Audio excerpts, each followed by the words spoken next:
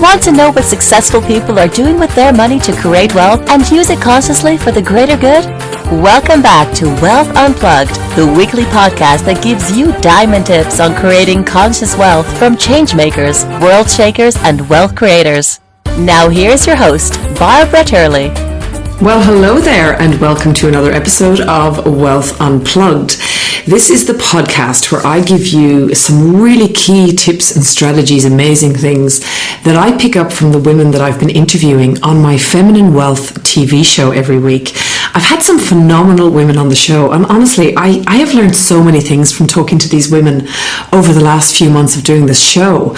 And then, having to record this podcast a couple of hours later with my key takeouts, it really helps me to sort of focus on what are the key tips that I'm getting from these amazing women who are entrepreneurs, investors, philanthropists. I've had everyone on the show.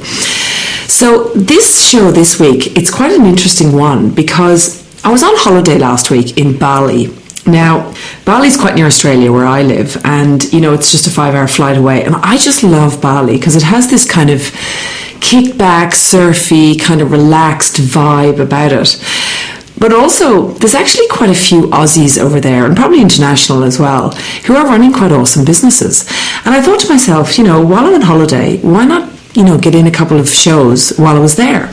So I did. I brought my microphone with me. I brought the camera, and I managed to interview a couple of really good entrepreneurial women over there. But one of the most interesting ones was what I'm going to talk about today.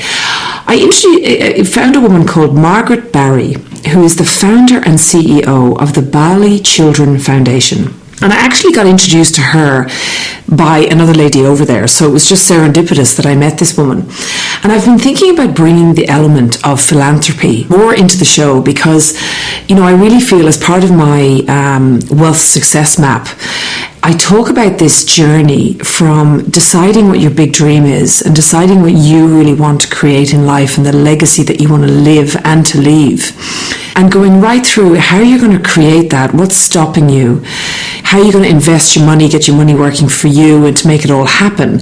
But the final piece of the puzzle is actually then when you make all that money and you do become wealthy, what are you going to do with it? Because, there's people out there with hundreds of millions. Who needs that kind of money really? And there are really, really big problems in this world that if we collectively get together and really harness the power of money in the right way, we can make massive differences. So I was very keen to find some amazing people to interview to bring on the show who are already doing this. And Margaret Barry is a shining, shining, shining example of this. She is a female entrepreneur. She's been in the rag trade for, 40 years. And she started out her career in India, which, back in the sort of 60s and 70s, it was a really cutthroat place to be in the rag trade. But she started out and she became extraordinarily successful working for another company, which in the 80s managed to make themselves into a $10 million company. And she was sort of leading the charge in that company over in India. And then she made the decision to move to Bali and start her own business. And, she's over the years, she's had success in her own business there. She's been manufacturing, obviously designing and manufacturing clothing there and selling them back in Australia. But she realised after the Bali bombing, which I think was in 2001, if I'm correct, or 2002, she realised that there was a lot of work that needed to be done in Bali, and that she realised the power of how you could change a nation when you bring people together, bring resources together, and bring a common cause together. And she saw this in action after the Bali bombing, when actually, there was a huge evacuation effort, there was a huge recovery effort. So it got her thinking about the things that she could be doing to actually help a nation like Bali to actually grow. So she launched the Bali Children Foundation, and she decided that really what she always says is the two ways to really create epic change are trade and education. And I absolutely wholeheartedly agree with her there. Trade is business. Business drives growth, business drives wealth, business drives money, business drives connections, it drives resources, it drives all these different things. It drives creativity. Education is what can unlock a nation that is locked in poverty. Education and trade are the two things that are going to unlock them. But without education, you can't really elevate to trade, I guess. So she looked at the Balinese culture and she saw that in North Bali there was a huge amount, there's something like 15,000 kids up there that are disadvantaged and, really don't have access to any sort of educational, resources or anything like that. So she decided to start the foundation and start channeling money from the West and from businesses. There's plenty of businesses in Bali that actually contribute into the foundation, and her own business, obviously, of course, as well. And has created unbelievable amounts of change in the last 14 years. She now has 1,000 children who have gone through the program. She has kids who have gone to university, like kids who came from families that live on $30 a month, and they've got a child going to university. That's just incredible. So I guess to get on to my key takeouts, really, I was so excited by Margaret on the show. The first key takeout I really took from Margaret was this concept of persistence. Now, I know it sounds like such a simple concept, and we all believe that we're persistent, but actually we're not. When Margaret went to Bali, it was extremely, extremely difficult to launch a business there. And as she said herself, you literally couldn't make a buck. It was almost impossible to make a buck. And I asked her how she kept going, how did she actually succeed in the end? And she said dogged persistence was her thing, and she made it work. She made it a success. She got through. And I think something, particularly in today's world, I'm not sure how persistent we are and how many of us give up just before we reach the tipping point, just before the point at which we taste success. Because none of us want to work hard anymore. None of us we're all after instant gratification. You see these things of, overnight millionaires and I can make you a millionaire in 6 months and all that sort of crap, to be totally honest. And nobody actually wants to do I won't say the hard work, because becoming wealthy is not necessarily hard. It's not easy, but there's a simple formula. But it does require a level of persistence, a level of trust and faith and resilience. And I guess I talk a lot about having resilience as an asset for yourself and cultivating resilience. And I think resilience and persistence are sort of interlinked in a way. So I really loved that Margaret has that quality. And it's the quality that meant not only has she made her own business successful, but she has helped that many children, and she has a very successful foundation. She has a board, it's a full-on, properly organised. They've got massive fundraising events that happen every year. That takes a lot of work to do it, but her persistence has really paid off. So that leads me on to my second key takeout, and again, I love this one. She said it a few times through the show. You have to mine your opportunities. Now, why I love that, and the fact that she said it so many times, is I always talk about diamond hunting. So, in any of my programs, or those of you who've listened to the podcast for a while, you've heard me mention this concept of diamond hunting. Opportunity knocks all the time. And the problem is that people forget when opportunity knocks, you still have to get up off your ass and answer the damn door. It's amazing the amount of people who feel that they're unlucky or that opportunity never falls their way. But opportunity is something that you have to mine. You have to have your eyes and ears open.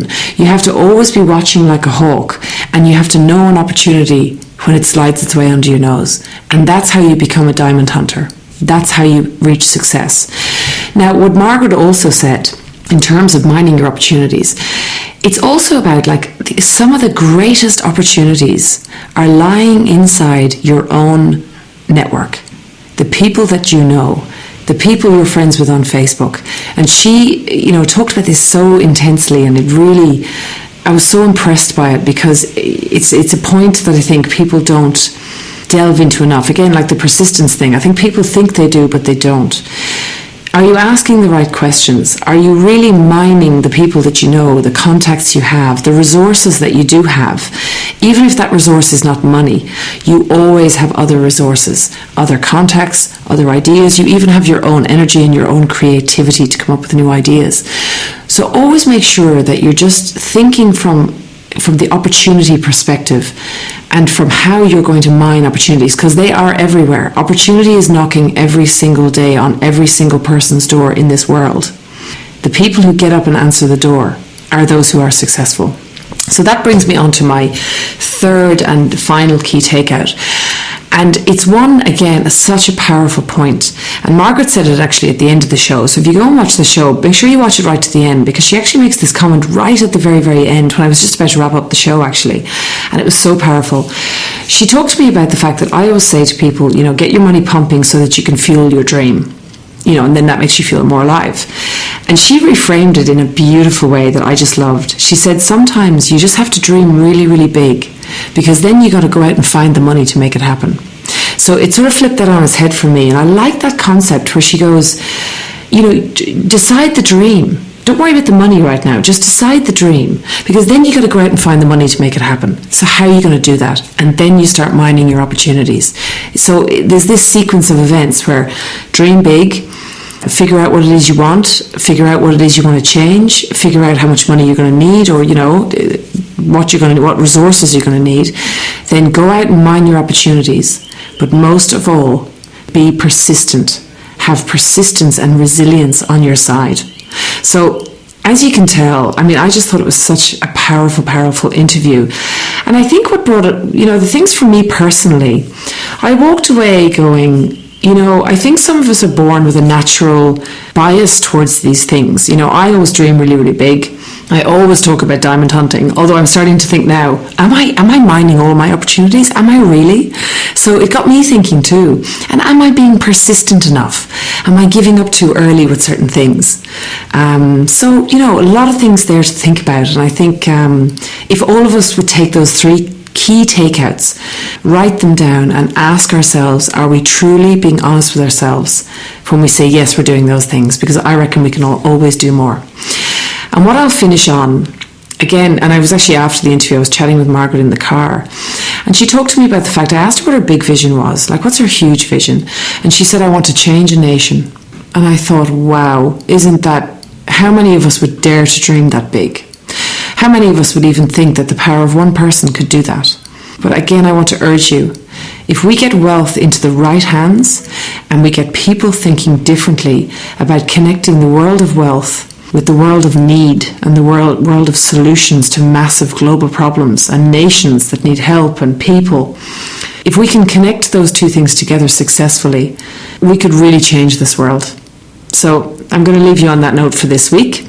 If you love this show, I would really love if you would share it with some of your friends, because I think getting this message out to more people would really light my heart up. Also, if you're listening on iTunes, you can subscribe to the show, either on iTunes or you can subscribe on Podomatic or some of the other podcasting directories.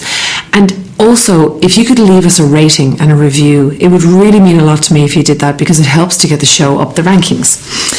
So also, if you're interested in knowing more about the Wealth Success Map that I talked about earlier, you can jump on over to my website, energizewealth.com, and you can download the Wealth Success Map right there. And I urge you to do it, because it is a new way of thinking about wealth. It's very simple, it's foundational, and it gives you the map that you need to build on.